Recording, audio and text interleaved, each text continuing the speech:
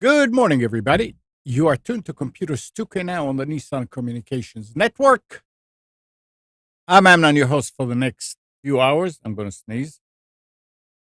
Along with our Spence. Good morning. Good morning. And Gal is here. Hello, hello. Hello. And Nick is with us. Good morning. Good morning. Nevada Nick. Our number is 919-518-9773. Computers 2K Voice on Skype. And today's show is made possible by vMix Software, DudeInIT.com, and is sponsored by Tom Sinclair of Live Streaming Gear. I didn't sneeze. Happy Halloween. Boo. Yep, Halloween. Hallow. New Hallows Eve. So what's happening? I saw your post, Nick. That was interesting. Did you guys read it about Kerry dropping the mask mandate? Oh yeah, started Friday night, right? Yeah. That's interesting. But isn't there also one under Wake County, or was that Wake Well, County? that's Wake County. I think that's municipal buildings in Wake County. apparently the municipalities can do whatever they want. They can. They can override that stuff, and they said that. Yep. So it's interesting. Kerry would do that.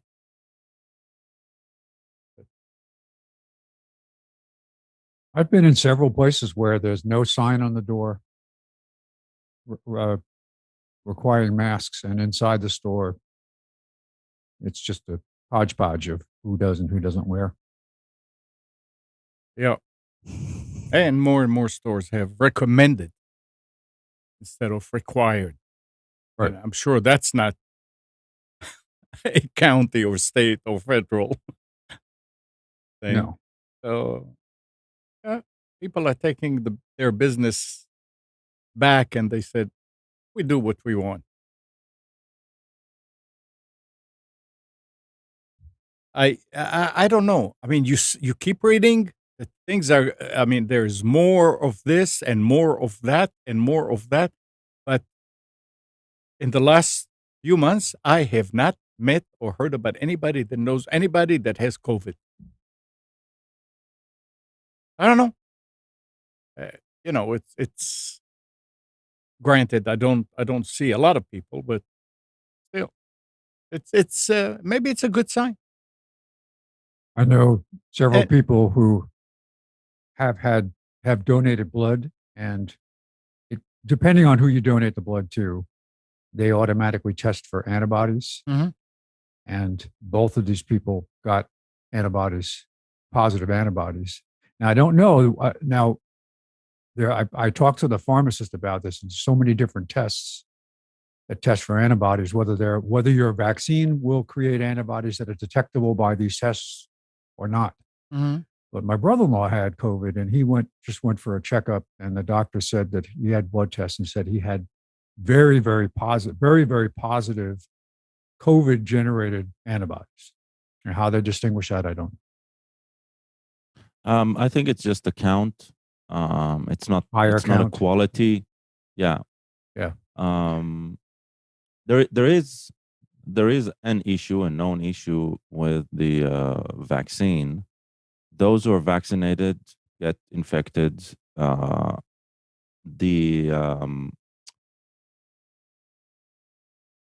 it doesn't teach the body any more than what the vaccine taught it, basically. Oh, yeah, I Okay. heard that. I did read this. Yeah, about how Yeah. natural immunity is much more broad spectrum. Right. Yeah. So if I was sick before vaccinated, and so that means the chances, there is almost no evidence of reinfection with those who have been, let's call it, naturally sick, right? And those who are vaccinated, within those who have been vaccinated without being sick, then there are records of those who get reinfected. And because the body already has these has the blueprint of how to fight this, it doesn't recreate that blueprint or whatnot. Oh, it doesn't So- Oh, I see. modify. So a Yeah. variant, then a variant could be. Yeah, so you won't slip get through, any yeah. symptoms. Your body will fight it very effectively, but you might get it again. And that means that as a possible super spreader, right? You can still be a spreader of the virus. Mhm. Yeah. We better So move that's off this why- conversation, or YouTube is interesting- going to Man, tag this probably. video and block it. I'm That's just the saying. only thing. That's the only thing about the vaccine that I've heard from like established researchers who it's their job researching the vaccine. That's the only interesting thing that I've read about. It was raised on some political talk, so there's always that aspect of it. But that was the most interesting aspect of the vaccine that I've learned. All right. Doesn't mean don't get vaccinated, but it means, right, that just being vaccinated doesn't mean it's enough. That's all. Well, it'd be great if the FDA were Dr. Fauci or somebody to make that comment. Anyway, we've been promoting Signal. So here's an interesting piece of news about that. According to a post on the Signal blog, federal grand jury in the Central District of California has subpoenaed Signal for a whole pile of user data like subscriber information, financial information, transaction histories, communications, and more. The thing is, the subpoena is moot. Signal simply doesn't have the data to provide. The Right. company can't provide any of the data that the grand jury is asking for because, as the company itself notes, Signal doesn't have access to your messages, your chat list, your groups, your contacts, your stickers, your profile name, or avatar. The only thing that Signal can offer up to the court are Unix timestamps for when the accounts in questions were created and last accessed the service. The announcement essentially amounts to an advertisement for Signal, but it's an amusing or possibly distressing antidote nonetheless. While Signal is secure, keep in mind that the messages still originate from your device, which means that other apps on your device, like your keyboard, for instance, could still be leaking your data. Lest you course. doubt Signal's story, the app creator have published the subpoenas suitably redacted on their blog. So I don't know if that's true or not, but yeah, other apps, if you're using it on your phone, may be able to read that, what's going on. Right, but they'll need, so one, right? Let's say a subpoena like that, right? Yeah. Will require to know exactly which apps are installed on your phone, Oh yeah, no, the right? subpoena And is then really- yeah. see if those apps are phoning home with the data. Yeah, Because on the phone itself, it probably no longer it's no available. longer there. Absolutely. Yeah. But no, but for the time when when it's happening, when you are texting or writing something or chatting, some other app could grab that info and do something with it. But yeah, Right. the subpoena cannot. I mean, it's ridiculous. But the point here is that Signal really does not have it. They don't have it. This is the second. I think this is only the second time something has been subpoenaed from Signal.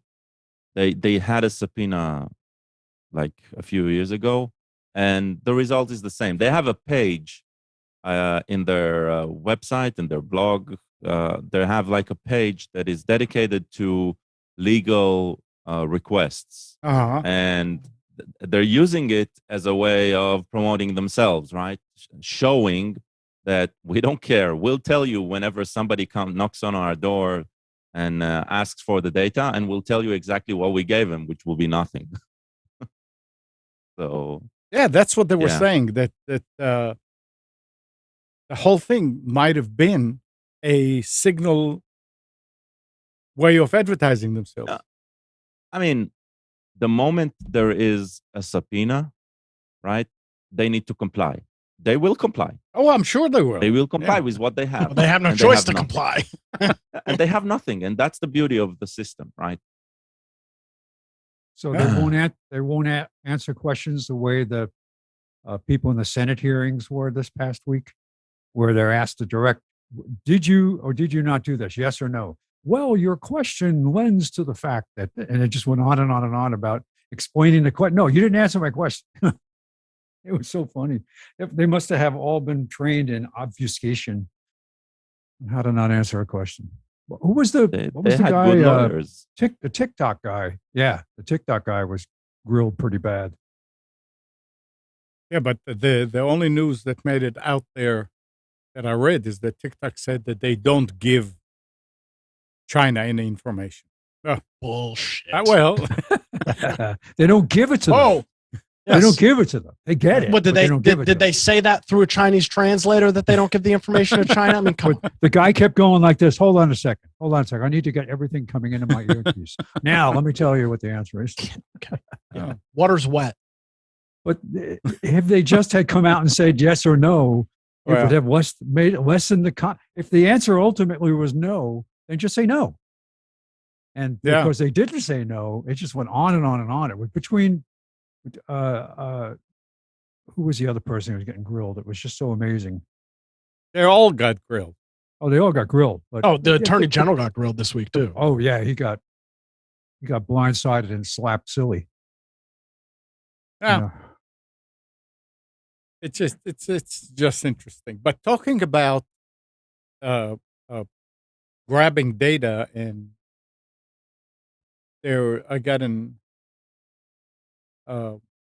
email that was talking about QR code, and as things are opening up, there are more and more bad actors that are going out there, and they have their own QR code stickers, and they stick them over legitimate addresses. Oh, that's a great idea. Oh, wow. Yeah, in It's different the places. same idea as like google.something.com, right? It's the same concept. It's just Yeah. with Well, visual. But they were Yeah. talking about it in restaurants, in bookstores, in Right, because Eddie, I everybody's mean- expecting that. yeah. And the advice is don't use them. Do not use them. Ask Easier said than done. I know. You need to get the actual URL. And if you do use them, make sure, double check and triple check the address. Well, let me Make though. sure. But let me let me play devil's advocate on this Yeah. though for a second, Yeah. and maybe Gal can back me up on, or give me some insight on this. Loading a web page, if you're scanning a QR code, you're doing it on your phone, right? We know you ain't bringing your laptop around and holding it upside down to try to grab it, a picture of your QR code. Opening up iOS and Android are so locked down. Opening up a bad web page, I don't think you're really at any risk. And if you're, I just don't. I mean, Well, it can still install something from the app store. Maybe on Android, but on iOS, it ain't installing anything. I mean, there's nothing that's going to be installed on iOS. Now, what I will say is if you scan a QR code and it pops up a login, all right, well, that's, then you give them their information. That's a whole nother story. But just clicking on even on your computer, just clicking on a bad link most of the time is not going to cause you harm. It's if you download something, if you run the installer on a download, if you do some of these other, it's normally more than the step of just going to a bad place. Normally. Right, but so this is the version of the old Internet Explorer ActiveX asking you, are you sure you want to install this? Yes or no? Yeah. Okay. This is about numbing noise, about exposing you to something and making you feel comfortable with the source of the link. And then whatever it asks you, you will do. So it goes to the App Store and it'll ask you to install something, and you'll go through the process and you'll install it and you'll answer and you'll put in your password and everything, just because, you wanted to get to that menu.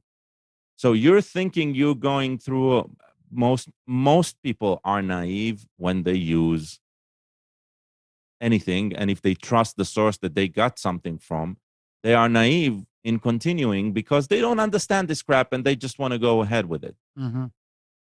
I always trust. There are the other side of the skeptics or the fearful, right? They won't get hurt because this takes them to something weird and it's just too much for them and they don't want to. Right? I always trust you have that one in the morning text I got that has an address that's all avatars and little hearts and things like that, telling me to click here because I've won something. Right, you're not. It always works. You do know that there are those who click it and go through the process. Yes. Yeah. I'm not a programmer, but I'm thinking just with common sense. You are being directed to another to a malicious link. I would think that if it's a QR code or it's a link, can already capture and cache an answer to the next question. So if you go there and it says, are you sure you want to continue? Do you want to install it? Yes. The yes is there. But on a smartphone, unlike a computer, stuff just can't be installed. Like if I go if I open up a link on my iPhone, mm-hmm. I can't install things that aren't in the App Store. It can open. Correct. It can, and it will send me to the App Store to install an app, but it won't. Right. It can't download something in browser and execute it on my phone. At least on iPhone. Android, it's probably a little bit different because you can install APKs from the web. Okay. Well, you can install. It still shows you an install screen. It's still another step. It's so that's why I'm saying that's a very good scam. But to me, it seems like it would be more useful for grabbing information than it would be to install and compromise your phone. Because even if you do install a bad app, the amount of information that app would have access to would likely be very subdued. I mean, you'd have to try really hard to give an app access to all of those things for it to really hurt. Notice the fact that you're getting, just last night, there was a major security update for iOS 14 that was pushed out urgently. So they're always finding something. It's just a matter of whether it's out there and people know about it. So, sorry, go. No. That's a fair point, because if there's a 0-day exploit that can help jailbreak your phone, for example, right? And I mean, iOS is always a hotbed for that. There's always somebody looking for a way to jailbreak it. So that might be. But I think the rule of thumb will be exactly like with phishing URLs and emails. Never trust something that you don't know the source for. And if that QR code is a sticker on the menu and not printed on the menu, Right. for example, right? Don't use it. But I mean, QR codes are now the method for payment, right? You sit in a restaurant, you ordered your food, you get the bill. There are some places where the bill includes a QR code where you can just now directly through with your phone pay for it. That's valid. You got it printed on the restaurant's paper, right? So that's okay. If there was a sticker on it, yeah, don't pay it. Yes, stickers you need to watch out for. And talking Right. about stickers, we were talking last week about those batteries. Mhm. They actually have QR code stickers. This little thing is a sticker, but Yeah, but you don't scan it. yeah, I wonder what That's one- just for inventory. There. well, no, inventory. It's not one something you one use. says Wi-Fi and one says battery.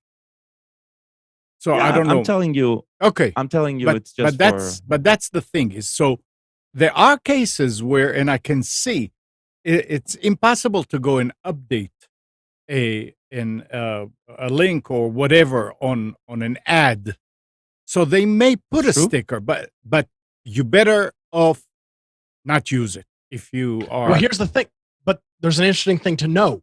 Yeah. While yes, it is impossible to go and update a QR code, Mhm. if you are a malicious person, Mhm. you could set a QR code to be a URL that you can change on a back end, That's like correct. a Bitly link or something of that nature. True. And then you can change that link to be whatever you want. So yes, the QR code can't change, but if you're sneaky enough and you're a bad actor, you definitely can change the source destination of a QR code depending on how you set that up, by using a subdomain of a website that you have or a link shortener that you can, Bitly Premium allows you to change the source link.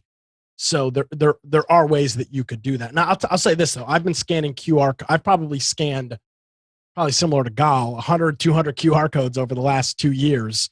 I've never had any. I've scanned them at restaurants, bars, all over the place. I've yet to have one that looks anything suspicious. Again, because when you're going to these places, you're not giving them any information. It's to look at a menu. So it's not like you're going to your bank and scanning a QR code to log into your account. It pulls up a PDF or it pulls up their website. And if it doesn't do that, I mean, I like the one where it says, "Would you like to preload your credit card information so you can pay your bill easier?" yeah, it's an I hadn't thought about that, but that's probably you probably make a couple bucks doing something like that right now. Oh yeah.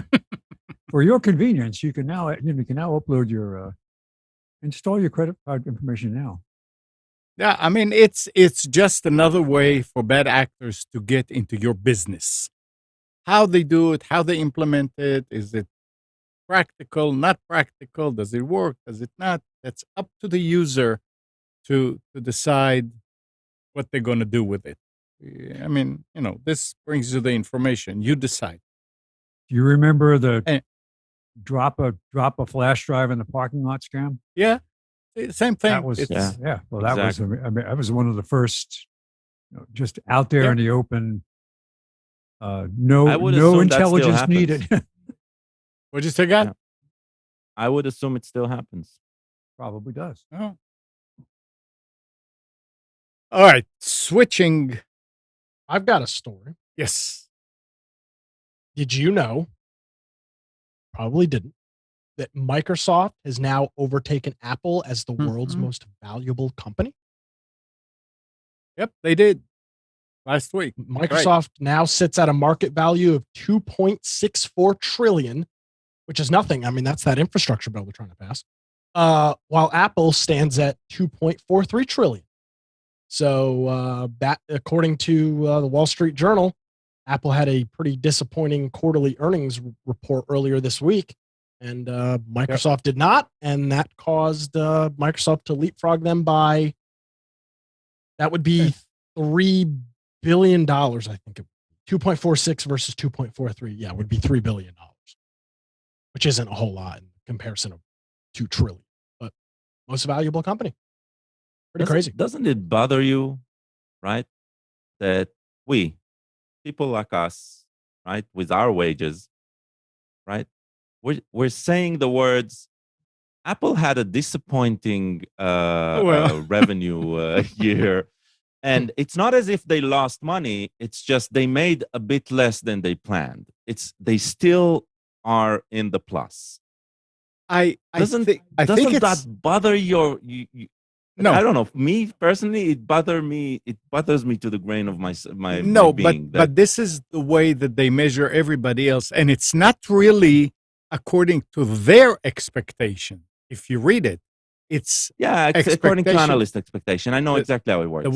The Wall Street people that said that. But everybody else is judged by the same standards. So no, it doesn't bother me.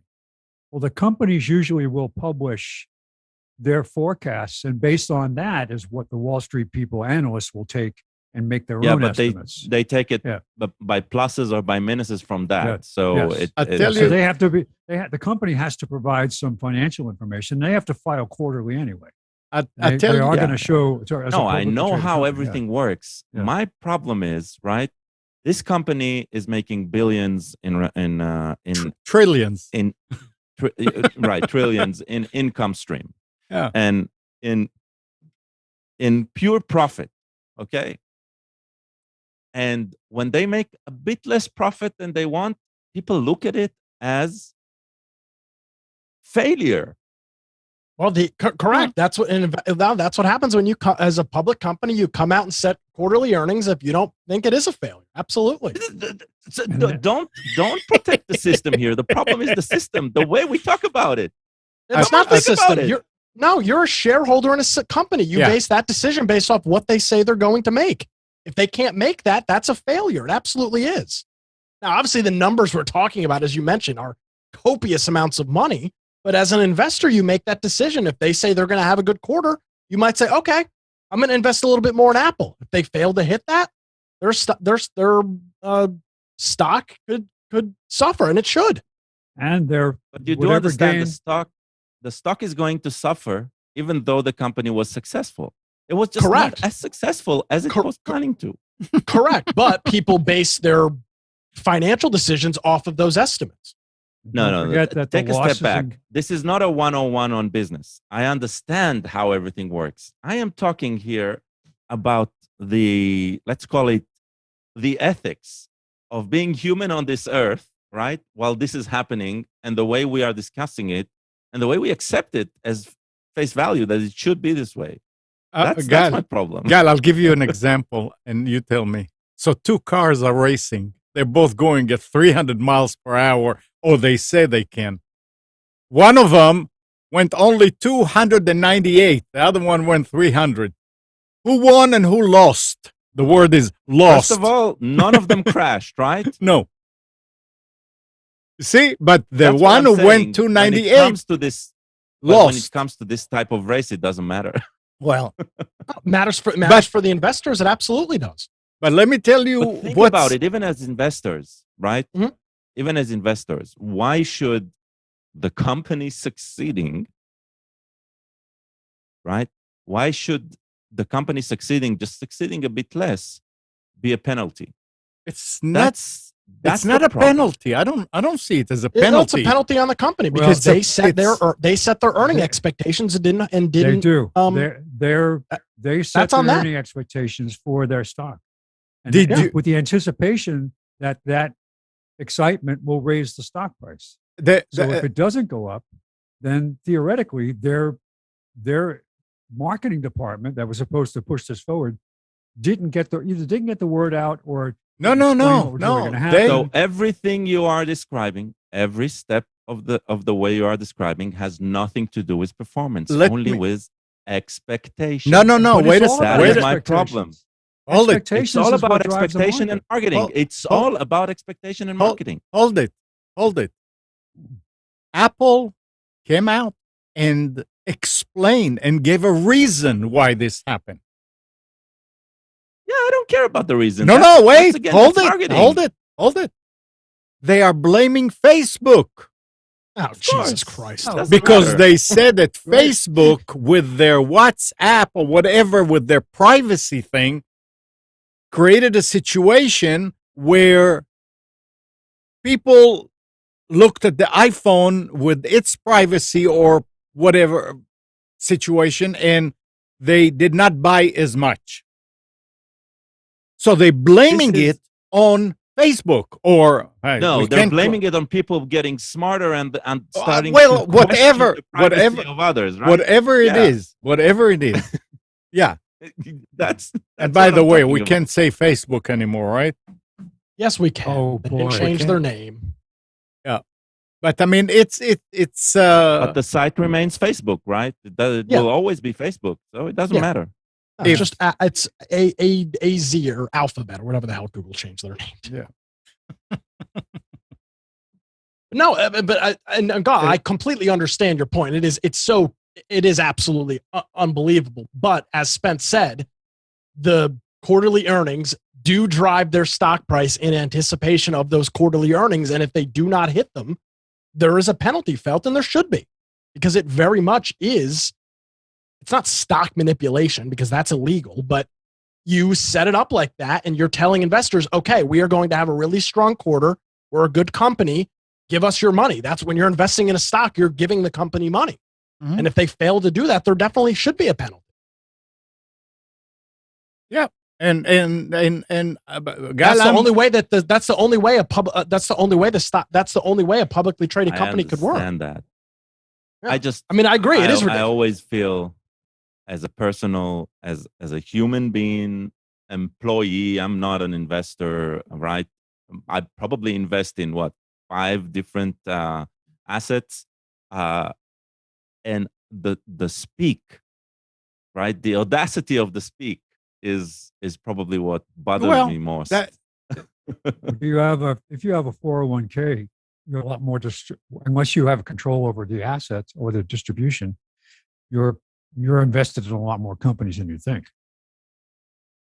yeah, that's God. true. That's true. Some of your index funds and stuff, good Lord, Yeah.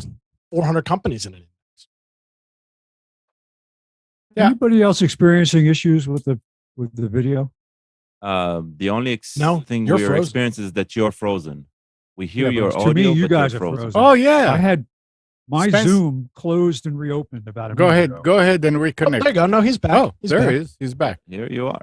Yeah, but I'm still. You guys are for. Oh, now Nick, your eyes blink, so I guess you're here.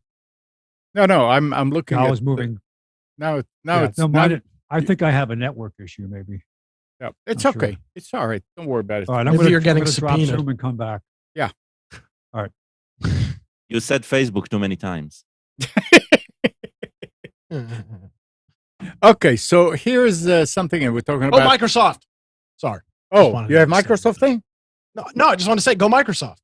Yeah, absolutely. That's conversation. it's nice, and it's Yeah. probably going to go back to Apple is worth more, and a couple of weeks later, a couple of months later. Look, there's one thing. It's- One thing Microsoft is doing that Apple isn't doing. Microsoft has Azure, right?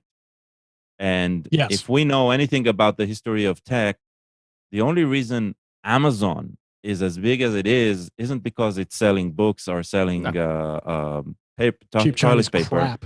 It's because of AWS, right?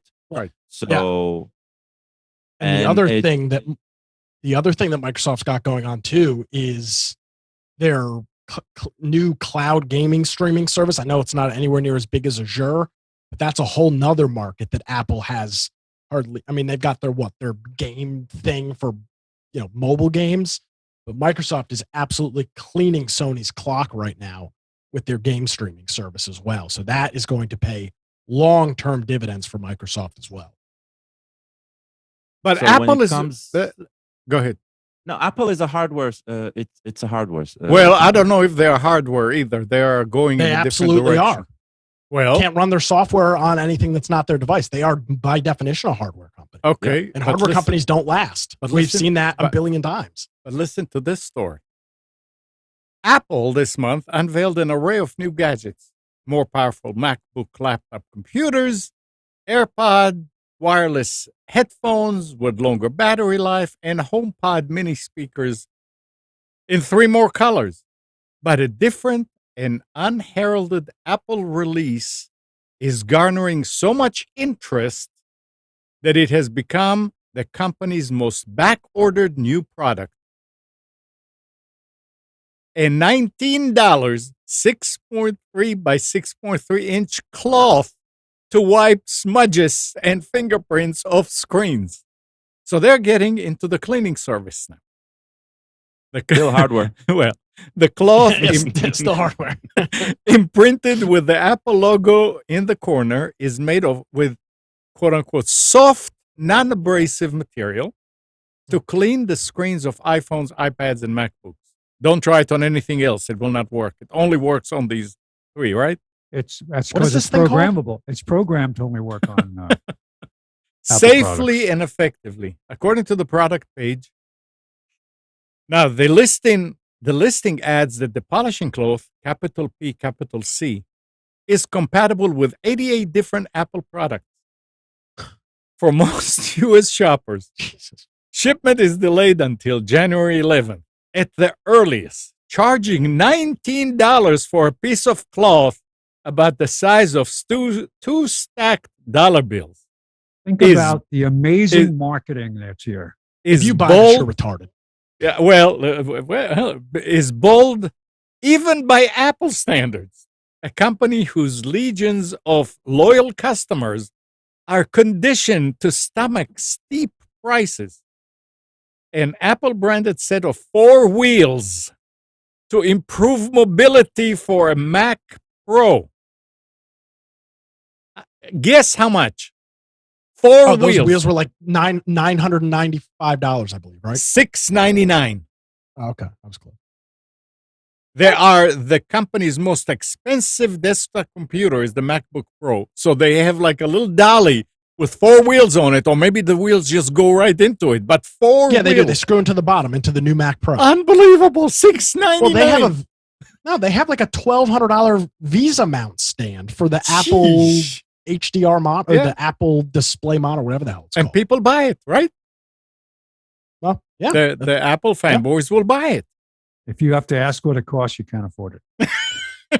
That is always true. If you ever go Yeah. into a bar and say, how much is this drink, then you shouldn't be in that bar. In the first place. Like shopping on Rodeo Drive in $699. Beverly Hills. You can buy the same Gucci bag somewhere else for half price, but because you buy it on Rodeo Drive, I can afford it. Well, Well, I just ordered my 2 polishing cloths to be here in 10 to 12 oh, weeks. 2. Huh? Yeah, I'm in big bucks. Payday was on Friday, so I've got an extra $40. Oh, Nick must be a prepper. He's setting one aside for future use. Yeah, of course. Well, actually, I have 4. I'll get you get 2, I believe. Oh, Oh wait, no, I lied. You just get 1. Yeah, you get one. I mean, they said that it's the size of $2 bills. now do they have an expiration date on? And Use until this date and no longer effective after this date? No, can you it does you not. imagine? It says what's in box, polishing cloth. Can you imagine a meeting at the marketing Yes. meeting, and the one guy goes to there and say, let's try and do it, and let's see if people will buy it. No, you get a bunch of out of touch Silicon Valley douchebags, and they're like, Yeah, some of these Amazon polishing cloths are really just not doing the trick. We need to make our own. It's a boy. proprietary blend of snake oil and Cat piss, purified Yeah. water. purified water, cement, and Yeah. kitty litter. What It is looks like a again? mouse pad. It looks like a mouse pad. Yeah, it does because the Apple logo's embroidered. It looks like I posted the link to it. It looks like a That's little mouse where all pad. the costs come from. It's the embroidery. 100%. That's It's not done, cheap. It's done by Uyghur people in concentration camps in China. With We have the hand-stitched. Uyghurs. Hand stitched Uyghurs, yeah, hand stitched. Well, you think that's bad? I just posted the link in the chat to the Pro stand, which is the Visa mount stand. Well, it's not Visa, of course, because Apple doesn't use standards. That's $1,000 for a monitor mount. Just the stand to hold the monitor is $1,000. And then if you want the adapter to make it a Visa mount, that's another $200. I wonder if the average consumer if this isn't targeted for the corporate environment, Even It's if it targeted is. for Yeah. it very much is for the movie studios, for the graphic Yeah. design firms. I mean, here's the thing: if they were buying Windows computers, they'd be the same price. So if you went and bought a Dell works, what does Dell call their are they called workstations still? I don't know. yeah, Like the No, ones that no, are it above a doesn't matter. desktop? Yeah, whatever those. I mean, you'd spend that for a CAD machine or something like that. You're going to spend the same amount of money. This isn't. This is The machine itself, maybe, but a stand. Come on. Yeah. Well, Yeah, I mean, you I- buy the Apple stand, and then you buy a Visa adapter to put it. Just go and buy a Visa stand. yeah, but it's Less not an than- Apple stand. oh, but the holes don't line up because it's I not have it's proprietary. I Apple. actually have I'm actually thinking about a real reason of why sales went down a bit. No, think about it. They switched their CPU architecture. Yeah, Yeah. And one of the things that was very common with the Intel architecture were people buying them and installing Windows on them because the hardware is great, right? The hardware, I've never had anything bad to say about Apple hardware. My problem is always with the way the company itself treats its customers. And I know that a lot of people just loved how the hardware looked and how it functions and all that. And they would buy it and install Microsoft Windows on it. There's a hacky way of doing it, but you can do it. Oh. So that's another maybe. stream of revenue that they cut out the moment they changed the architecture. And I'm not saying it's a huge stream of revenue, but it's and definitely there. and there was a story that last week Intel introduced their 12th generation Okay. Or CPU, and and 12th generation I series. it clobbers the M1. So Of course. it's we are the I mean, we are the winners. They let them compete. It's great. hey, as long as you don't buy Right. Apple, you're the winner. Yeah. Yeah, well, As long as they don't collude on the prices too. Gene was saying, look at my remarks, and Gene says when we're talking about investing, he said it's all a big so what. IBM was the biggest company in the world for years, but invest smartly regardless. Yeah, IBM was, you can never go wrong investing in IBM. That's true. Not to mention now social pressures on companies that it used to be, Yeah. well, we're not going to support a company, we're going to boycott them because they have operations in South Africa. Yeah. Well, now it's just so broad. It could be anything that you do. You could have the wrong color in an ad for something that somebody takes offense to, and you can get shut down for that. So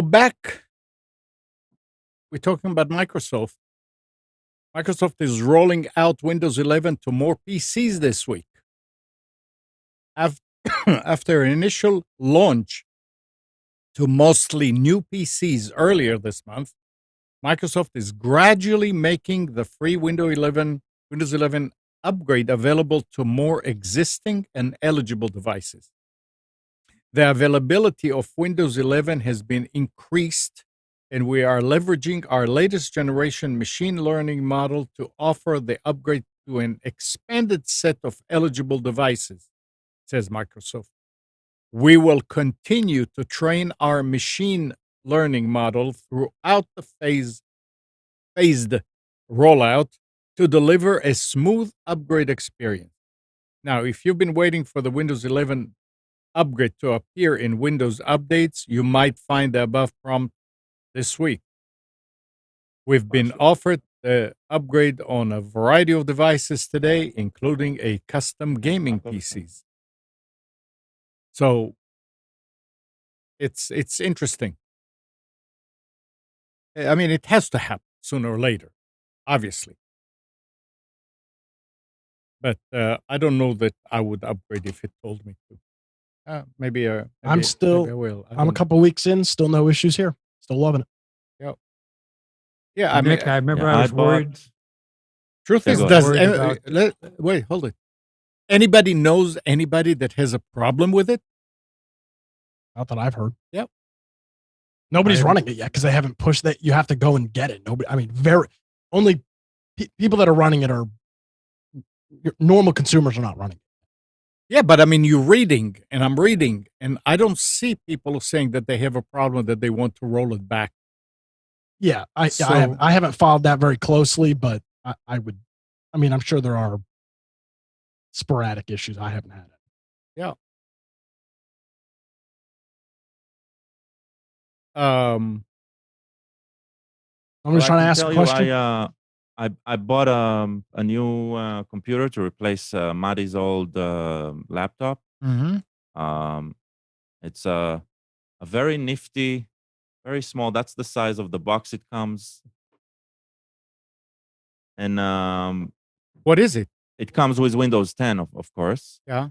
But downloading the Windows 11 upgrade tool was very easy. It did it on its own, ran for probably a few hours, an hour and a half. I don't know. I let it run it during night. In the morning, it was Windows 11. It works okay. I'm really annoyed by the fact that I can't move that taskbar to the side. But other than that, it's Windows 10 with just some new visuals. That's all. So, what is that computer? That's before, up until now, Mari was running on a laptop hooked up to a screen and keyboard. Right. And that laptop is from 2013. It's really old. Okay. I've upgraded with memory on it in the past and stuff, but the CPU isn't dragging its load anymore. So I looked around. Computers are really expensive now, but I found this i5 8th generation with enough RAM, so we can run even a VM on it if we really want to run something extra. Does it have a foldable keyboard and monitor inside it? You open it and it connects. No, I didn't need that. Yeah. I didn't need that. That's the whole beauty of it. Already had and it, it's the size of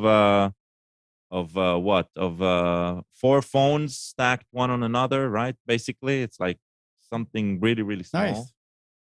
Yeah.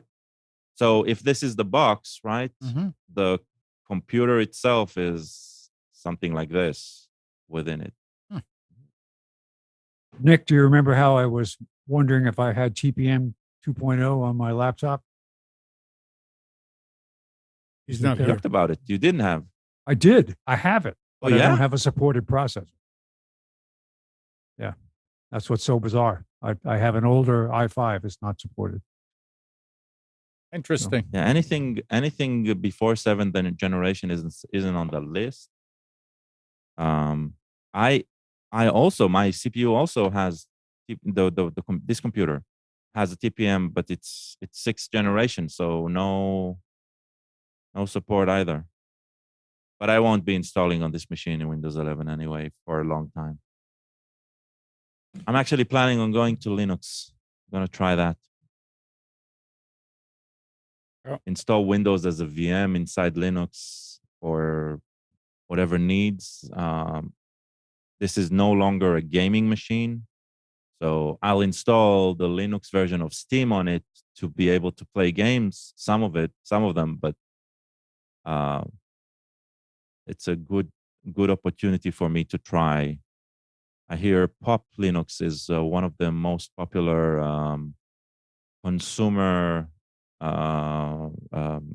directed distros. So I'm going to try that. I happened to come across an article where they were testing different Unix, Linux, and the fastest one on the new Intel processor was Clear Linux. So I never heard of it, and I'm using Arch Linux on the servers, and Arch Linux was one from the bottom. One up from the bottom. Arch Linux is its own fork. It's So it's Clear Pop Linux. is Let's great. see. Pop Linux is apparently the window similar to what Yeah. Ubuntu was. It's appeared to have taken over from Ubuntu as the consumer ready Linux distro out of the box. But see, Gal, your concern about Steam games, that's going to likely continue to get better and better because Valve's know. new Steam Deck device is running on Linux, and developers are having to support running the games in using I don't remember what the name of it's like Wine, but it's for gaming, for compatibility. So the Linux gaming support is going to get phenomenal over the next 3 or 4 years. Oh, I know. That's why I'm thinking it's a safe switch. The only thing I'm really losing access to by switching to Linux is being able to run Office natively. Microsoft Office specifically, right? Yes, I can run LibreOffice. I can run because Wine doesn't deal with Office very well. So either running Windows, Microsoft Office in a VM is a solution, and on this machine, it's more than capable to deal with that. So I'm not too worried about that need. But yeah, it's going to be an interesting shift. Well, but again, it's not something I would recommend to anyone other who, other unless you really want to live inside Linux and you know that you do not really need the Microsoft world at your I mean, if you're just going to install Linux to run all of your stuff inside of a VM or with Wine, it's like just run Windows. What the hell are you doing? Exactly. Yeah. Speaking of, go ahead. Yeah, go ahead. No, go ahead. I mean, I live most of my life inside the command line anyway, right? And remote Linux servers and stuff. So I really want to try. Back in Israel, I couldn't really run anything on Linux full time because back in the days, Hebrew support was just terrible. That's no longer the case. I don't really need Office as much on this machine as in other machines. So it's going to be an interesting switch. Speaking of Windows 11, I covered this about a year ago. I bought this little guy, this cheapo Lenovo laptop. It was like literally $150. 4 gigs of RAM, 128 gig SSD, an Intel Pentium 6405U. Just installed the Windows 11 PC checker. It says this PC meets the Windows 11 requirements. Would you like to update? Interesting. So even on a Pentium. cheapo laptop. It's a 6th generation. Did you say 64? Well, it's a Pentium 6. That's not the same as the. That's not the same as the I series 6th generation. It's different. If you look at the list of approved processors, there's Pentiums on the list. Yeah. So they I'll have look it at when from this the low came end out. right up into the high Right. high-end workstations. Hmm. Yeah, that Pentium, I think it's a dual core, but it's 4 logicals. I'm looking it up. That's how they right do now. it. So Spence, are you ready for specials? I do have specials. Well, thank God. What you have today, because of the rising prices, you're going to have to pay for today's special. Nick, wait I'm a second. sorry, Nick, but inflation, I'm no longer able to do this for free. So I will, until we get, I've set a number out there, and as soon as I get enough contributions, we'll start. So we'll wait. Nick, were Okay, you we going have enough. Thank you. We're Were you good. going to say something else Yeah. about that? Yeah, just before Spence starts, so I'm looking at this Pentium. It's the Intel Pentium Gold 6405U. It launched in 2019. Oh, It's a mobile processor, so it's a new Pentium. As Spence said, it's 2 physical cores, 2 hyperthread cores, so 4 cores. I bought this machine specifically for web browsing and I carry it around in my backpack with me, which I take everywhere, and it's like just a Chromebook. The reason I didn't buy a Chromebook is because they were so Chromebooks are so freaking expensive. They're $700 freaking dollars. Yeah. I'm not spending $700 on a computer that I can't install apps on. I mean, that's stupid. That was the plan all along. So I've been very happy with this. You can install Android apps. Great. I can play Candy Crush on it. Nothing like spending $700 on a computer to play Candy Crush. I guess that's no different than a $1,200 smartphone to play Candy Crush. The sum total of my All right. Linux experience has been to find a way to revive older machines for use for people who want to just do browsing and basic stuff. And it's been very successful. And it's great. It really makes old machines shine. I've used Solus recently. I used to really like LXLE, but there haven't been any new distros of that because it was the most Windows-like interface, and I'm sure it's been surpassed. What was the other one you said? Top? Spence, the Linux? computer sticker now special screen is on. It is. Pop with an exclamation mark. Yeah. Okay. It's up here. Is it? All right. So Computer Secret Now specials. What is today again? Halloween. Yeah. So yeah, Google announced a new line of Google Pumpkins today. So that's going to be rolling out to retail stores in time for Christmas. It has built-in Wi-Fi and some other features. It's great. And I'll have you know that some people are terrified of cloud computing. So that's going to be one of the top costumes this year for kids. Oh, well. So today, I just decided to go out there and say, all right, show me some of the top products in different categories. And I said, all right, what's out there for inexpensive networking? So Tom's Hardware had an article talked about, and here again, one of my favorite companies, TP-Link. The two best inexpensive 1 gig and 2.5 gig switches are both TP-Link.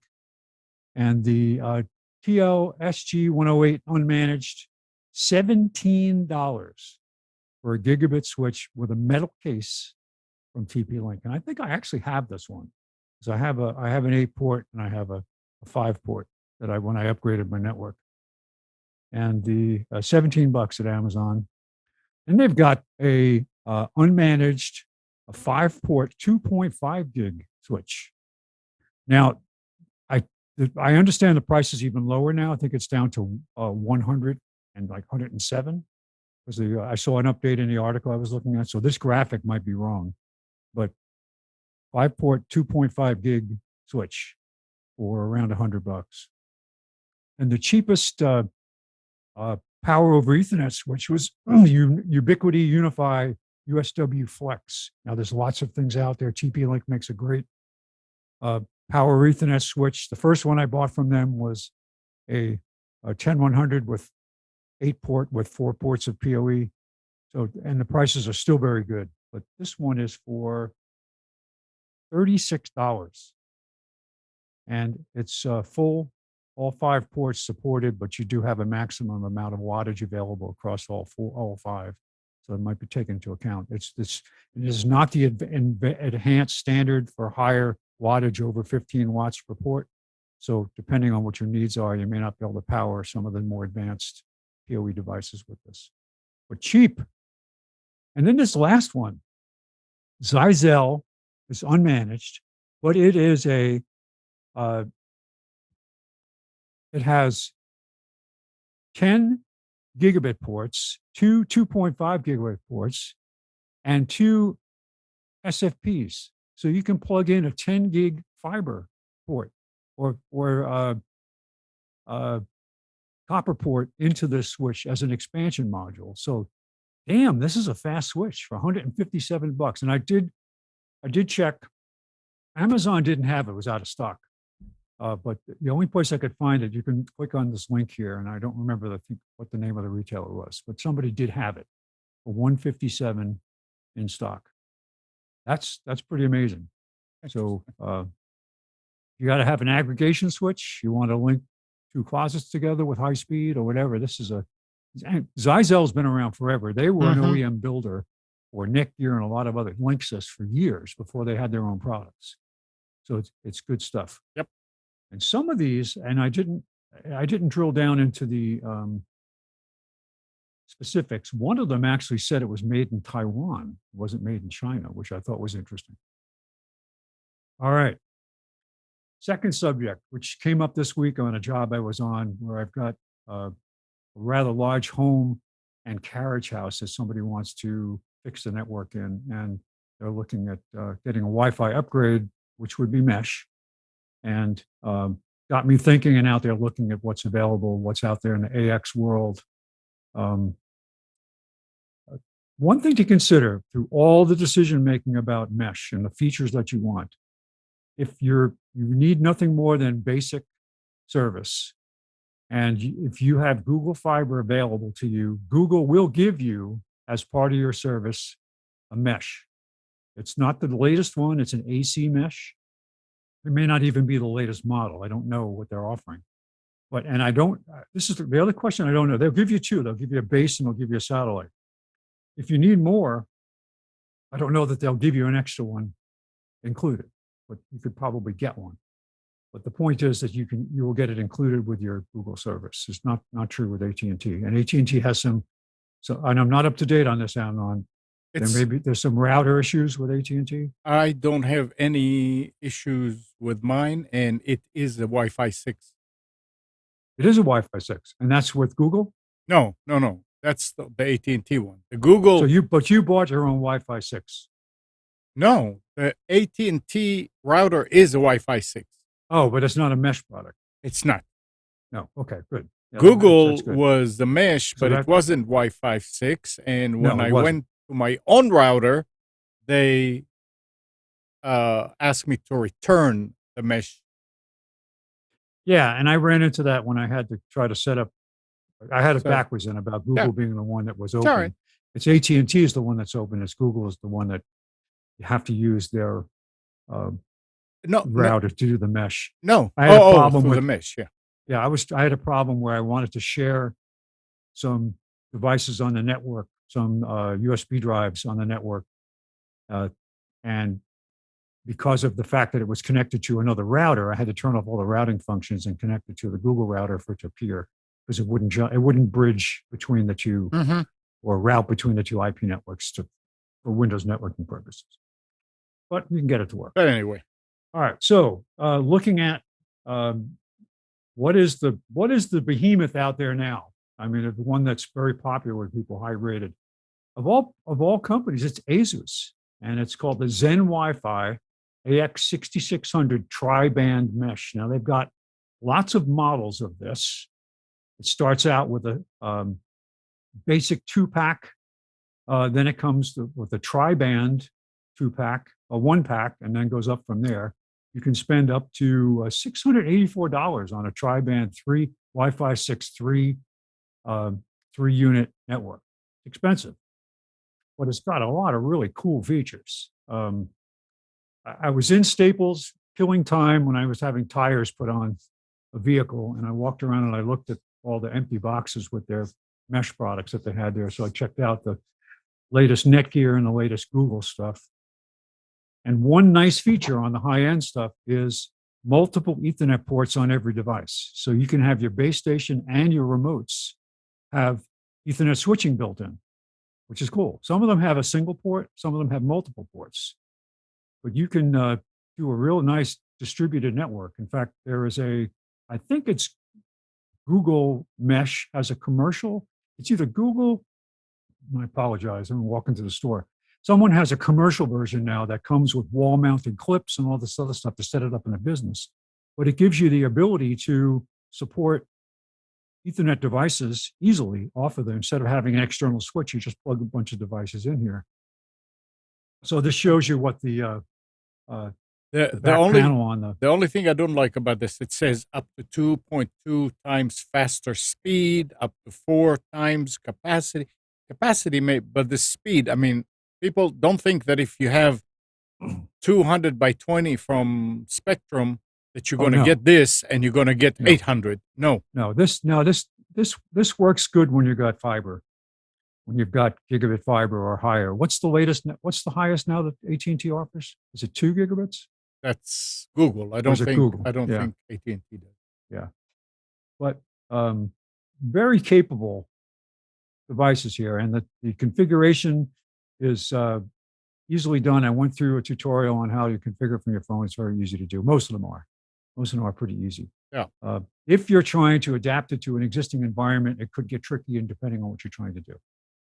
But what's nice about the system is the whole idea of the tri-band gives you the dedicated backhaul connections. Instead of using the existing Wi-Fi bands, it separates it out so you have a dedicated backhaul network, and it doesn't actually carry regular traffic to devices. So that's a nice feature. All right, so best price out there was the TP-Link Deco Mesh, which is a Wi-Fi 5 product. But it is for, and I don't know, the prices were amazing on this. To buy the 2-pack is $109. To buy the 3-pack is $129. So it's only $20 more. And to buy an add-on unit separately is $54. So that's a good deal. The advantage of having the additional remotes is the fact that you get to spread out further, you cover more area. You'll use a technology called beamforming that will give you that dedicated backhaul link between devices. And each of them has optional Ethernet backhaul, which is nice. So it's basically reversing it so you can, if you have Ethernet wiring in your house, you have to use the Wi-Fi backhaul, but it still acts as a mesh. It still has that dynamic fast handoff. So I'm not sure yet what's going to go into the house that I'm working on. Probably going to be based on who they choose as their provider. I think they're leaning towards Google. Now, here's another subject that it came up as I was searching about best NAS solutions for the home. Now, these are not cheap, and I don't know that much about these products, but I thought we'd include it here, and we could also use it as a discussion point.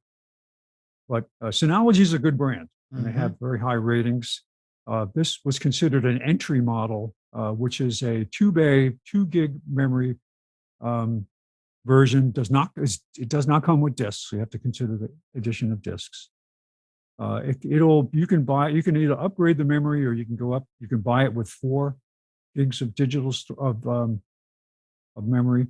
I forget. It talks about the processor in this thing, but it's a very smart device. I don't know who needs that at home. Well, they talk about it as a Plex. This is for a lot of homes. I personally have a problem with these, but I do understand they're very convenient. Let's start with that. Okay. Yep. They're convenient. It's literally plug and play setup wise. So on that, it's not like mucking around with an OS that you need to configure and you need to configure its networking and all that. You get a very clean interface to manage that. And it also has a container based, as far as I recall, a Docker based, although you don't deal so much with the Docker, you deal with like forms where you fill up the configuration for these applications, and you can run server applications like Plex, like download clients or stuff like that. The CPU is limited compared to a PC. However, specifically these days where buying PC hardware it's a real chore and it's getting expensive. I don't think these have risen in price much yet. So they're a good solution if all you want to do is have a decent NAS server on your network where you want to share everything. You can run stuff like Nextcloud with a reverse proxy and have stuff replaced as a replacement for cloud services, for example. It's a very decent solution. So I guess what my comment was, why not just connect a drive to your router? Because your router really can't handle The speeds? media properly. Your router will be able to handle 1 or 2 connections, but not more. So if you really want this to be the data storage for your home, Oh, right? the data Especially, storage. Okay. yeah, yeah, that's the idea. That's a NAS, right? That's the data storage. You no longer are going to rely on what's on your end clients, your phones, your PCs, your laptops, right? You want something centralized to store your data, then this is a very easy to set up solution, but it's not cheap, right? Yeah. You're paying $300 here before you even put a drive in it. Yeah, I was amazed though that the four terabyte NAS drive was only $89. I was amazed. Oh, I don't know. I bought a NAS, something like this years ago. It was a Lenovo, and it wasn't expensive. I mean, it was expensive, and I had nothing but problems with it. Is every time you had to update it, it was a chore. It will not No, no, work. no, no. And This is not the situation. okay, okay, Not with Synology and not with QNAS. okay. They are QNAPs. QNAP, I think. Yeah. Yeah, the next one is People are swearing by these. They're loving it. Okay. All right. That's good. That's So, very Carl, good. I have a question. One of the features it mentions here, it says allows transcoding H.265 and 264, Yeah. so that you avoid. That's important, by the way. Yeah. Yeah. So, can you explain why that's important? Yeah. So if you're running a media server like Plex on it, which you can, so let's say you have content. Let's say you have 4K content on it, right? You bought a NAS, you put in some beefy drives on it, you have storage space, and you have some 4K videos. Either those that you downloaded from the internet, not necessarily legally, or just home videos, right? I mean, today every phone camera can do 4K, and you want to stream it. You want to watch it on your home TV, but it's a 180p, right? So what needs to happen is transcoding. Something needs to read that 4K file and transcode it. Now, if you don't have a transcoding chip, then that is on the CPU, and this CPU can't handle it. This is like a very a minimal CPU. But if you have dedicated hardware to do it, then it's possible, and it can survive that. Usually, when it comes to 4K content, though, never do transcoding. Do 4K to 4K content. But if you at 180p and below, you might want to do transcoding on the fly. So another situation for transcoding would be you want to watch the content on your phone when you're outside of home, so you want bandwidth to be minimal. So you want the video file to be transcoded before it leaves your server to a lower bandwidth, right? To a lower bitrate. That transcoding chip will do that for you. Otherwise, Plex will try to do it with the CPU, but it'll choke. That's what happened here.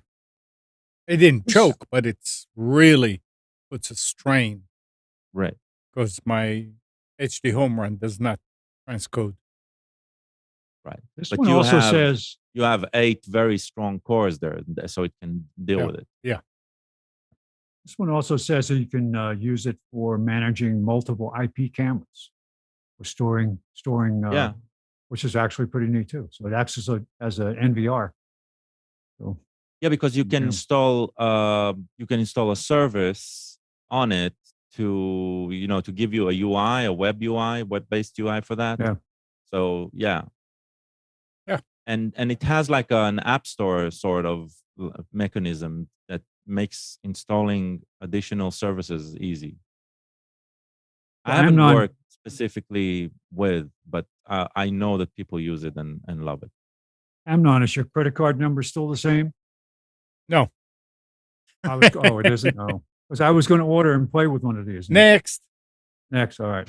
So we go from the single $sign NAS for the home to the $3 NAS for the home. And the first one I looked at was really cool, but it was a QNAP, but it wasn't available. So this one is actually available, and this is considered a high capacity. It's got a 10 gig adapter slot, so you can plug in a 10 gig adapter, copper or fiber. It supports 2.5 gig connections. It starts at the chassis itself. The 8-bay chassis is $879. If you Some build a high-end special. server, yeah, Some Huh? special. That's Yeah. strange. The 9-bay it's looks different like it though. costs less. Yes, but you look at it, it's a different form factor.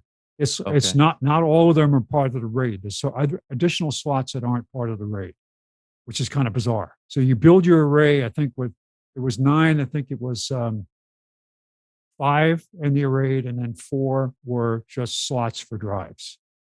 I looked at it and I said, at first I looked at the other one because of the price, and I said, no, this is the one that actually has the quad core Interesting. processor and all the things you want. But Mhm. so this has comes with 8 gig of RAM. Let's see, 8 3.5-inch SATA, 2 2.5 gig Ethernet ports, 1 10 gig Ethernet port, 2 10 gig Ethernet ports. Well, wasn't that the SFP? Well, whatever. And then 3 USB 3.2 ports. So an order of magnitude more capability than the other one we talked about, simply because you got the higher speed network adapters. So pretty much the same features. Protect data with snapshots. That was something that probably comes in the other device too, but you can actually set up automatic snapshots. I or think backup. I'm not sure, but if it can run ZFS, for example, then the file system at the underneath it, right, supports snapshotting as you go. So as long as there's software helps you manage it very easily, then you definitely can go back in time to anything that was stored on it. So That's cool. very Yeah. effective. Yeah. That's what I'm doing on the Linux machine that I'm running ZFS and managing it on my own. But that's what these systems they give the option to run. Look at the graphic. It shows the actual NAS on the bottom right corner, and it shows other devices, the Windows and the Mac computer on the left. Notice the connection is made to an exterior device. Yeah, don't really. I don't understand why. what they mean by that. I think you can get a 2.5 gig card. So I would think you would want to do it internally, but maybe because like on a MacBook, you're going to have an external device. Maybe. So, what? And that shows 10 gig. I'm sure you're not getting 10 gig all the way through to the Mac itself. But still, it's a pretty cool device. All right, so that's really not specials today, but it is a technology dive, and thank you, Gal, for that. For Computers 2K Now for December 31st, 2021. Amnon, what are you dressing up for Halloween as? Me. A grumpy old man? Yeah. If anybody wants that PDF that Spence created here for the specials, just go to, if you are on the page, on the homepage on computers2know.com, you look on the left, you see the special weekly specials, and it's in there. You can download it. It has all that Can I information. make a comment? A what? Can I make a comment? Yes, sir. Perfect. Well, so a lot of the stuff that we talk about here, especially Gal and I, about some of these home apps and running this stuff at home, one of those NASs that Spence just showed is a great beginner's way to get into this instead of repurposing an old computer and trying to figure out how to run some of these things. Getting these, especially some of these specific brands, they've got app stores where you can install stuff like Plex with one click. It's a great first step into getting into this stuff. So Yeah, you mean it- I can't use my Windows Home Server anymore? You absolutely can. Do you see my green screen falling around behind me? Look at this. The cat is attacking my green screen. Your cat knocking it down? Get out of here. Stop attacking my damn- Oh boy. But yes, so those NASs are great ways to get this process started. So Years just ago, I wanted to- wasted so many good moments and brain cells trying to get the Windows Home Server to work as a recording device for television.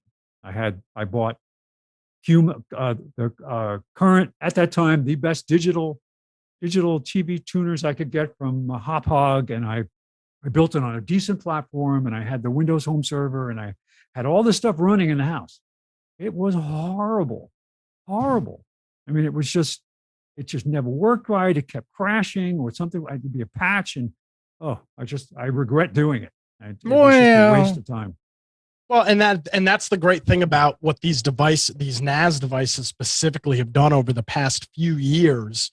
And I heard your story about when you got one of these Lenovo NASs years ago. I mean, they were at their infancy of what they were, but with the OSs that these NASs are running now, they're incredibly powerful devices. And God, I'd even make the claim that unless you're specifically going to try and run some utilities or programs that are that you are required to install on Linux or through Docker containers, you might be better off just getting one of these things standalone and not having to worry about updating your Linux OS and all that stuff, and just allow the device and allow the QNAP OS or whatever it is to just do all of the work for you. They're really, really good devices.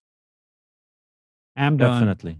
Do you remember back in the day when I was able to get Netgear stuff, how there was a Netgear network drive? It was a 20 gig drive, a spinning drive in a case that you plugged into your network with a Ethernet connection. I'm not even sure it was a 100 meg. The only Ethernet one I connection. remember is the one that was a mail server. Well, this was just looked like a regular Netgear blue box, metal box, and it had a 20 gig drive in it, and it ran on, I think it was Samba. Oh You yeah. had to have a Samba client, but it worked okay, but it was just so slow. And I'm not even sure what the operating. It might have been Linux, but I was giving them away like candy because I'd run classes, and if people stayed to the class and got certified, took the test and got certified on the product, then I would send them some piece of network gear, and they had like a list of 5 things that they could pick. What do you want? You want Netgear had a dial-up modem that on demand that you could put in with had a modem connection, an Ethernet connection, and a little switch built in. And I installed it at my daughter's dorm room over at NC State because there was no in-house networking then. So they only had one phone line, but they were all 3 who were living there shared that 56K modem line. The early days of networking were fun. Them were the days. They were. Those were the days. Not for the faint of heart. No, and Now we're dealing with DNS breaking the whole internet. That's it. yeah, Unbelievable. and as far as not for the faint of heart, I think those NAS devices are also not for the faint of heart. I mean, you need to know what you're doing. Nope. You were totally off base. They're like using a phone today. Okay. They are so that simple, and you literally simplistic. set them up on a phone. Most of them you don't even set up on a computer. You download the QNAP app or whatever brand app it is, and you do the full setup on your phone. These things are Amnon. You'd be surprised. These things are so freaking user friendly because they're meant for home users, and that's the market for them. I mean, realistically, if you're a big tech nerd like us, you're not. These things are way too expensive. We can get a computer, put a couple SATA drives in it, roll our own OS. Yeah. We can get more from a computer. Yeah. That's the We'll thing. get more from a computer and save a bunch of money. So this market is specifically for people that might be a little bit techie, or maybe even techie people that just don't want to have to deal with the BS of running and maintaining an OS by themselves. So that I think you would be shocked to figure out how quick and easy the setup are on these things. I mean, literally name the device, give it an IP address, create an account for the service so you have access to the app store, and bam, you're done. Create your shares, done. All right. Okay. All right. Amnon, it was the RM356 Netgear modem router dial-up 56K. Had one connection to the 56K modem and then 4 ports of 10100 Ethernet. And you can get it on eBay for $22.99. Oh, you just be pressed to find somebody who would give you an account. So you still have your bank of modems? No. Oh, I have it, yeah, but I mean, it doesn't work. You don't do anything. I was going to ask you, Spence. You said that Netgear made a home mail server. Yeah. Well, Amnon said that. No, hey. No, you said you had a Netgear box that was a mail. That was a mail server. Spence, you gave me one. It was a pop server. Oh yes, yeah. I never used it though. I never had. So it. It was a literal. So it was a home mail server. I'm asking. I don't know. I didn't use it. Yeah, I mean, it was like a little switch. It was the size of a little switch. But I'm saying it was a full-on mail server. So you could run your own mail at home. I never used it. I mean, I may still have it. Did it have a? I'm sure you do. How? Was that a common thing? That a lot of people run their own mail servers at their homes? No. That's what I was going to say. No. That seems like a very odd thing to be running at home. Yeah, it's what Netgear did. It's all kind of devices that if you need it, we have it. Weird. No. You're weird. There's no argument to debate that. I mean, yeah, nobody would argue with you on that.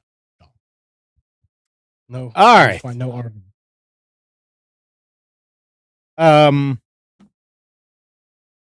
Things are kind of going. When you go to all kind of sites that are not for kids. In a blog post published Wednesday, the company that said that it is rolling out a tool that lets parents and kids under the age of 18 request photos be removed from its image. That's from Google. From an images tab, or no longer appear as thumbnails in a search inquiry. The new form allows users to flag URLs of any images or search results that contain pictures they want removed. Google says its teams will review each submission and reach out if they need additional information to verify the requirements for removal. However, the company emphasized this won't remove the image from the internet entirely. People will need to contact a webmaster to ask for that content to be removed. Said we know that kids and teens have to navigate some unique challenges online, especially when a picture of them is unexpectedly available on the internet. We believe this change will help give young people more control over their digital footprint and where their images can be found on search. So really what Google will do is they will take it out. I mean, I don't think that they can, they can take it out of when you click on images. If you go to use Google as a search, it will show you images. So it'll take it out of there. But it's very limited in what it can do. It's a step in the right direction. They can only stop the indexing. They can't do anything else. Right. I wonder where these images would be being posted. That I don't know. That's what I'm trying to think. I think where it's these just things sound good for parents. Well, that's what I'm saying. I'm just trying to think of where. I mean, where are images posted that you might not want? Snapchat, Instagram, maybe Facebook. But I think How I think often are you? I think the idea is different. The idea is one of your friends put it somewhere, and it's not. It's an image of you, but not your image. I think that's because if you have control on removing it from, I don't know, Facebook, then yeah, you go and remove it from Facebook. That's easy. But what But that's what happens I'm if saying. it's on some copy of a page that you do not have access to? Yeah, like I mean, people aren't uploading images to websites like they used to. So that's why I'm saying No. it seems kind of weird. But 4chan is 4chan, right? And That is true. once it's there, it's there. Or Very good point. a lot of image sharing is done by Imgur, right? Mhm. And Okay, yeah. once you upload there, you can upload anonymously. If you upload it anonymously, you can't take it down if you weren't logged in. Stuff True. like that. So I'm guessing there is need for something like that. Be truthful, this all sounds like false advertising because I don't think Google can handle Right. the They cannot. loads of requests. It's not just the load of requests. It's Google can control Google. They Well, can't. that's what they're saying. We are going to control only the indexing, only the Yeah. search, and that's fine, and that's great. But still, I don't think it'll be effective. So Yeah, I mean, remember, and it's better late than never. If you put an image on the internet, it's there to stay. Not even Google can completely clean it. So Barbra Streisand effect. all right, and going to Facebook, and what'd you say, God? sorry, Oh. sorry. Last week, Mark Zuckerberg announced it's changing Facebook's name to Meta. While he said Facebook's existing brands wouldn't be changing, we have learned that that's not entirely true. In a lengthy Facebook post, CTO in waiting, Andrew Bosworth, detailed about 15 minutes later, following the completion of the keynote, that as part of the new rebrand, they will be killing off the Oculus brand. Now, I saw that and I was going to say, oh, God. But I mean, no, they're not killing the Oculus, the brand name. So Yeah, it's I going to be the understand. same thing, but probably under a different name. Yeah, Meta VR. Yeah, something like that. But yeah, it's interesting. I mean, I think he should have, Zuckerberg should have thought about this before he said everything will stay the same. I have seen this so No, many come on. times in my career. The same people come in, a marketing person, a consultant is hired. You need to come in and help us do something. Oh, great. Let's change all these names. We'll get all new stationery. We'll have all new signs on all our buildings and all this stuff. And it falls completely short of doing what they wanted to do. And they Great wind up tax going, write-off. think of the new Coke, right? You come out with this new thing. Oh, wait, it's better. It's better. It's better. Nobody likes it. And it disappears. Actually, I will say, speaking of Coke, the new Coke Zero is actually very good. I will say. Yeah, they I'm they not learned the bullshitting at hard all. way. It is actually very good. They learned the hard way with the old disaster of the new Coke back in the, when was that? It was a long time ago, over 20 years ago. They literally did away with the original Coke and came out with a new Coke, which tastes like, Oh God. it was horrible. And they, no, it's Coke. They'll buy it. No, they didn't. Now, another thing that they said in that reveal about changing the name, it says the name will be Metaverse first, not Facebook first. And Zuckerberg said during the company Oculus, he also said over time, you won't need to use Facebook to use our other services. Now, Yes. Gal, does that mean Yeah. that you will not need a Facebook account? No, you'll need a Meta account. Okay. Doesn't matter. It's the same thing. It's the same BS. Yeah. This Yep. guy. So It's that's just exactly unbelievable. what they're trying. They're trying to disconnect themselves from the Facebook Name. well, brand. not the name, but Baggage. The baggage. baggage. Yeah. Exactly. Yeah. The bad that bad taste in your mouth when you say Facebook. Yeah. Oh yeah. You know, So is it going to remember? be Metagram? What I find interesting is that the name metaverse is something that it was copyrighted back in the 90s by somebody. Damn, I don't remember who. And there was a whole thing about people using the term metaverse because this guy owned. So there obviously Facebook came up with something. Money. But I Wouldn't find it be the interesting that first the name- time. It wouldn't be the first time that they overlook that and I'll have a oh crap moment. Well, I think when they that's why they named the realize, company oh. Meta instead of Metaverse. Do you guys? The whole press conference thing was really weird, though. Zuckerberg is weird. I mean, it's just That yeah, he's not. he's not a He's you know, he's got you to look be at him. You Asperger's look or at something. He's just that strange person.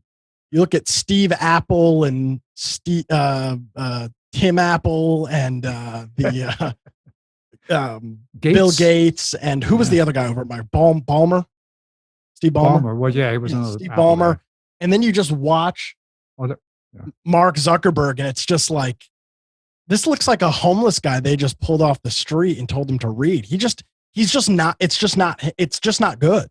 He's just does not he's a nerd. He's a geeky, nerdy, introverted guy, and it just doesn't work.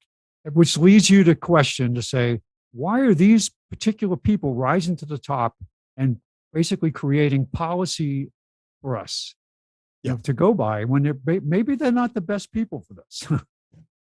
And on that note, I need to bid everybody an adieu. All right. So happy Halloween.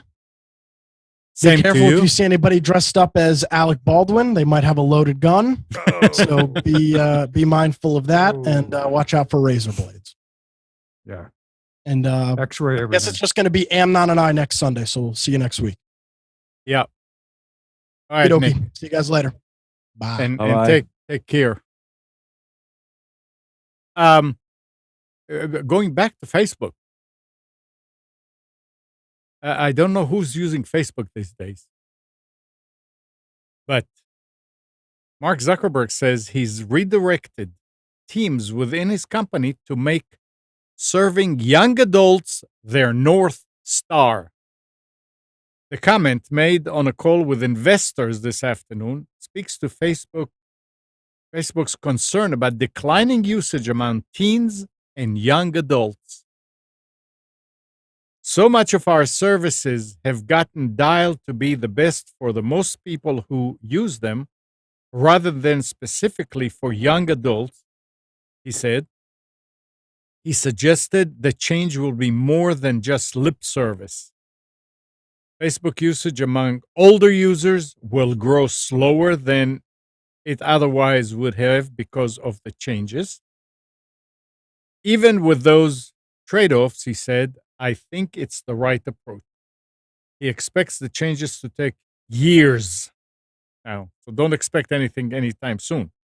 One of the more immediate shifts could be to Instagram, which he says will see significant changes to lean further into video and make Reels a more central part of the experience. So apparently they're losing the middle. TikTok you is ask kicking their today's ass, in other teen- words. The what? TikTok is kicking their ass, in other Well, words. And what did you say? When you talk to teens today, Yeah. right? Facebook specifically is for old people. Yeah. in their mind. That's been Yeah. like that for some time. Yeah. Right. I have never seen a service that has been labeled for old people suddenly appeal to the young.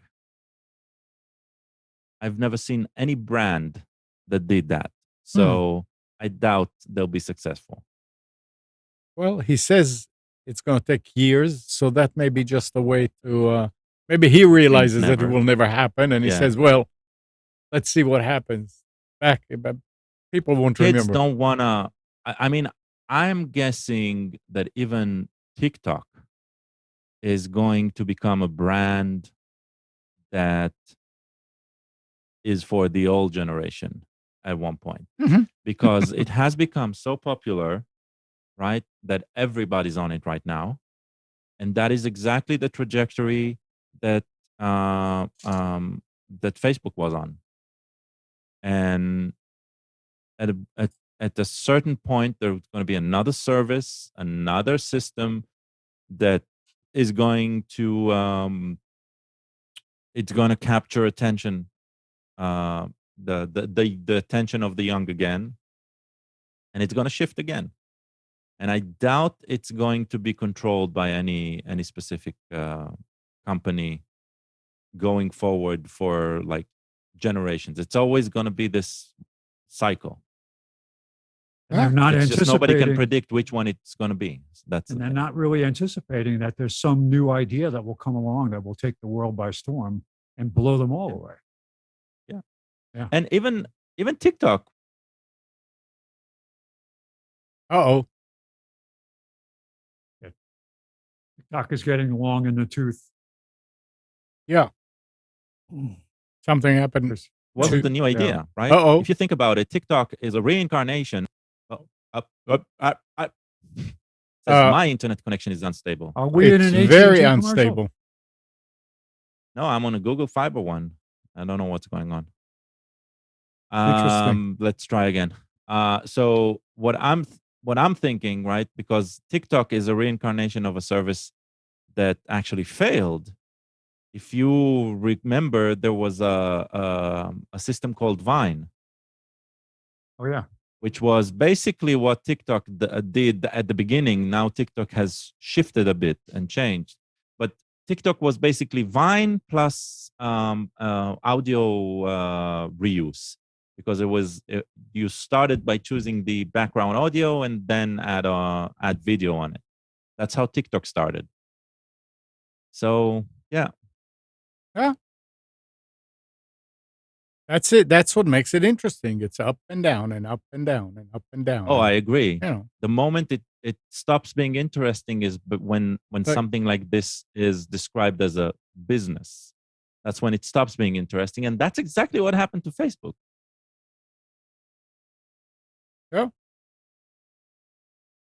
all right. Let's switch here.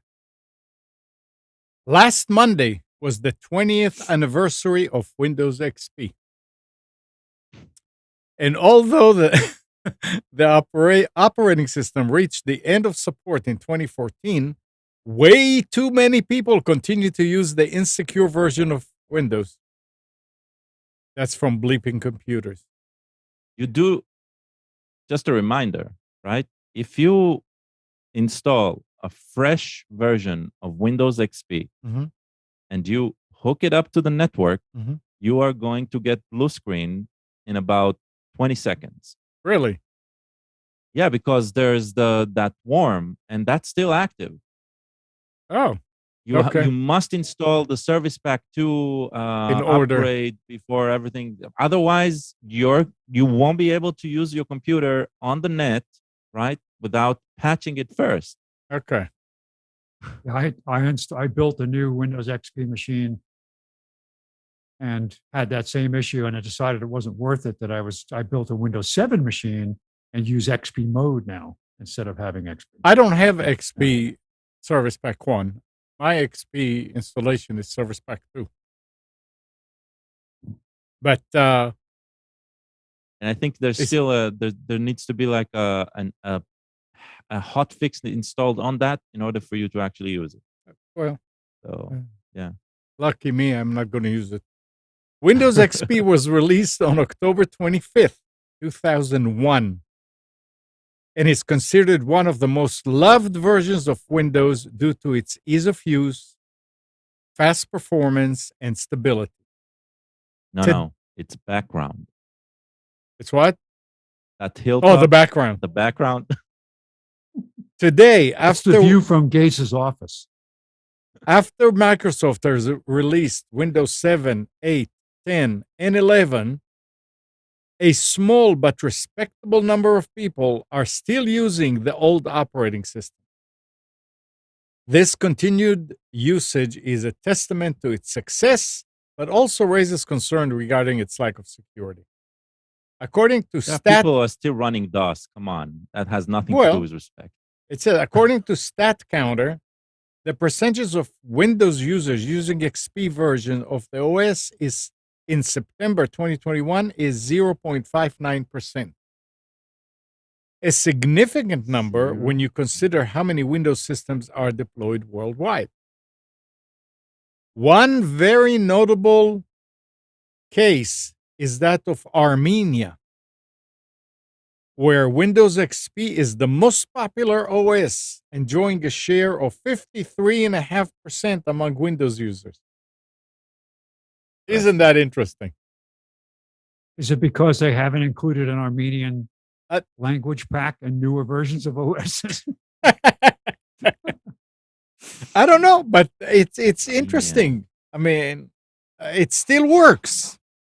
That says a lot. That means Armenia is like completely hackable, right? I guess supposedly, but I'll bet you it's not. Maybe that's where all the hackers live. I don't know.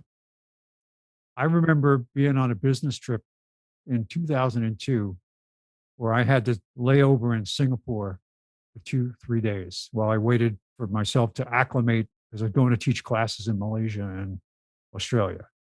And so I was there by myself, just hanging out in Singapore. I had nothing to do. And I found out, looking at the local English newspaper, well, Singapore is English anyway, but there was a tech fair, like a computer show. So I went to the computer show, and there's all kinds of, I actually bought a camera, a little camera that hang on a cord around your neck that you could use to record stuff. But it was very early on. You could use it as a webcam too later. But they had copies of Windows XP in non-traditional boxes with photocopied outside, like in black and white, of Windows XP. And I bought a copy of it. And it had a key code and it worked. But yeah, that was, remember the joke was that China has 10 million copies of Windows XP and it was all the same key code? Yep. We used to call Israel the one diskette country. That's what they were talking about China, that it was just one. Yeah. It came in and everybody forked off of it. Yeah. Well. All right. Now, here is something nice. Microsoft on Thursday said it plans to work with community colleges across the United States to fill 250,000 cybersecurity jobs over the next 4 years. Microsoft said it will provide scholarships or assistance to about 25,000 students and will provide training for new and existing teachers at 150 community colleges across the country. The company also said that it will provide curriculum materials for free to all community colleges, as well as 4-year schools in the country. Over the next 3 years, we'll put many tens of millions of dollars behind this effort. And that was quoted from Microsoft President Brad Smith. That is nice. So, Microsoft is not stupid.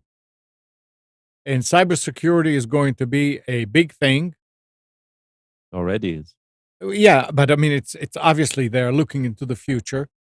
And parents, if you out of a job, if your kid is out of a job, if you know people who are out of a job and they can't get a job, which is hard to believe these days, this may be a good retraining to get into something else, or tell your kid if they want to learn how to program into computers, go to cybersecurity. I remember the early days when, computers were still in their infancy. We used to say, kids need to go and study computer science because it will be something in a few years. Well, it's been a few years, and yeah. I think it's this time of day. It is. Yeah. So anything else anybody wants to add? Are you still having a candlelight vigil outside your house tonight for Halloween around 9 o'clock? Let's see. Amnon's address is 1600 Pennsylvania Avenue.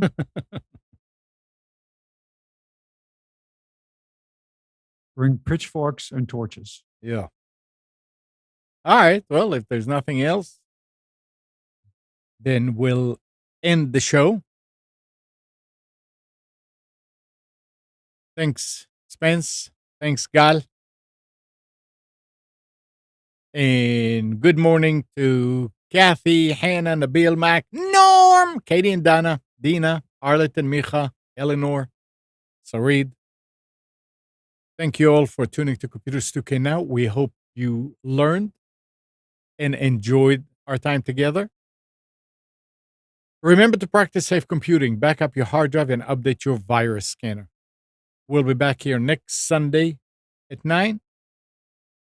But you can always reach us at computers2know.com. Again, Monday through Friday, 6 to 9 a.m., Nick does his radio show on WAAV in Wilmington. That's 980 The Wave. Now I got confused. 980 or 890? 980. And Tuesday at 7 p.m., Nick and Brian are doing Infection Podcast on Twitch. Anonymous called. I don't answer that. So if you are listening, that's why I'm not answering that. But anyway, see you next week. And happy Halloween. Happy Halloween. Have fun.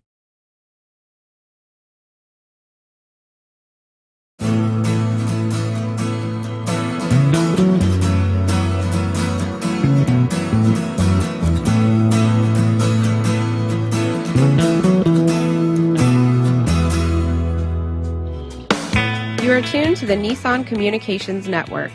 If you tuned in too late, you can always watch each program in its entirety or download an MP3 audio file of it in the archives section at nissancommunications.com. Don't forget to subscribe to our YouTube channel, follow us on Twitter, and like us on Facebook. Sponsored by StreamingGear.com, Carolina Apparel, and DeltaForce.net.